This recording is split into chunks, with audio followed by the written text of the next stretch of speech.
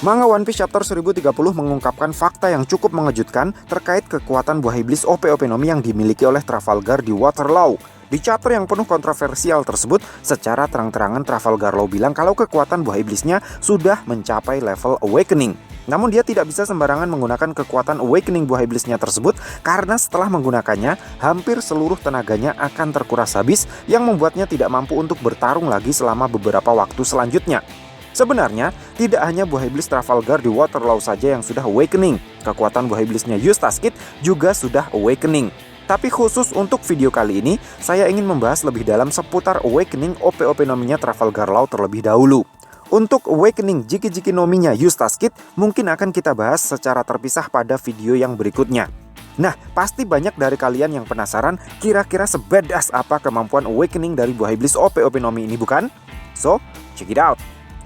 Buah iblis OP-OP Nomi merupakan buah iblis tipe Paramecia yang dijuluki sebagai buah iblis Ultimate.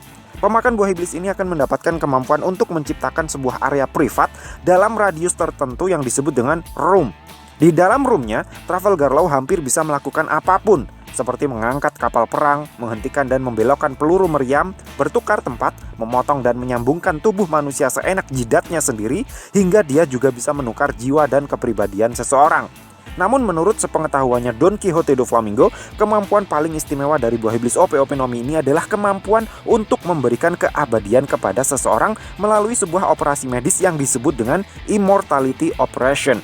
Sejak Immortality Operation dibahas oleh Trafalgar Law dan Don Quixote do Flamingo pada manga One Piece Chapter 761, kemudian banyak orang yang berpikir kalau kemampuan ultimate atau kemampuan awakening dari buah iblisnya Law itu ya operasi keabadian itu. Makanya setelah manga One Piece Chapter 1030 rilis, dunia per One Piece-an jadi sedikit gonjang-ganjing setelah Trafalgar Law bilang kalau dia sudah menguasai awakening Devil Fruit-nya.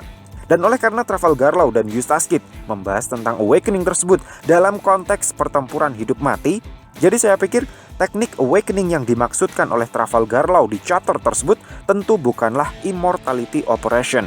Karena Trafalgar Law tentu ingin mencabut nyawa Big Mom, bukan malah memberinya keabadian. Kecuali jika Trafalgar Law berencana memberikan penawaran kepada Big Mom untuk memberikan operasi keabadian kepadanya, dengan imbalan Big Mom mau menyerah dan membantunya mengalahkan Kaido. Tapi hal semacam itu sepertinya mustahil untuk terjadi. Maka dari itu kemampuan awakening yang dimaksud oleh Eustace Kid dan Trafalgar Law pada manga One Piece Chapter 1030 pasti bukanlah Immortality Operation. Nah, pada dasarnya kemampuan inti dari OP-OP Nomi adalah menciptakan room. Jadi kemampuan awakeningnya kemungkinan besar berhubungan dengan memperbesar jangkauan dan pengaruh roomnya hingga sebesar Pulau Onigashima, atau malah justru memperkecil ukuran roomnya hingga seukuran partikel nano. Di beberapa chapter sebelumnya Law bilang dia tidak bisa memindahkan Big Mom atau Kaido menggunakan roomnya karena disebabkan oleh aura haki kedua Yonko tersebut yang begitu kuat. Dengan alasan itu, saya pikir memperbesar jangkauan room dengan awakening tidak akan berguna untuk mengalahkan Big Mom.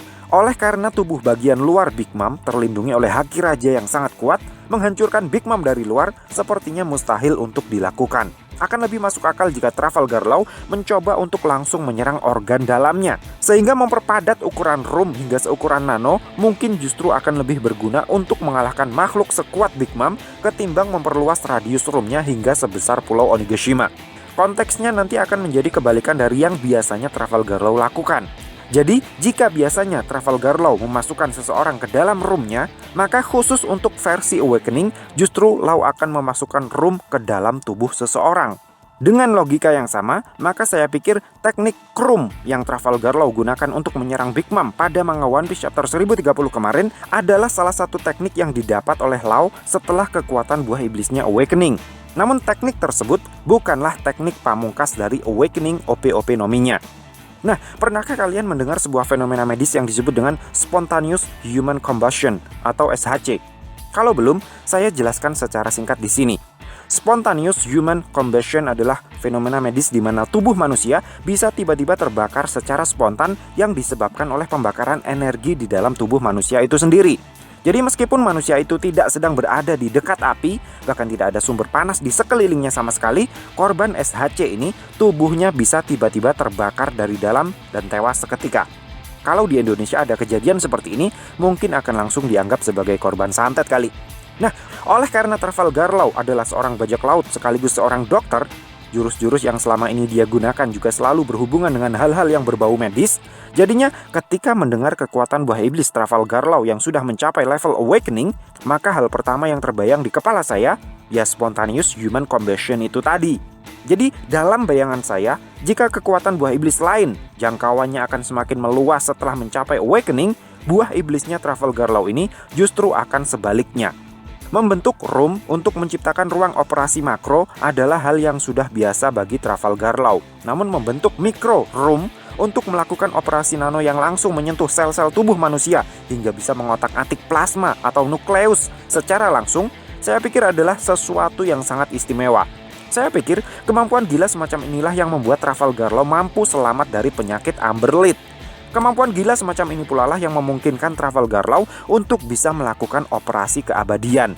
Dan tahukah kalian, sebenarnya di dalam tubuh manusia itu juga terjadi reaksi nuklir loh. Mohon dikoreksi jika salah.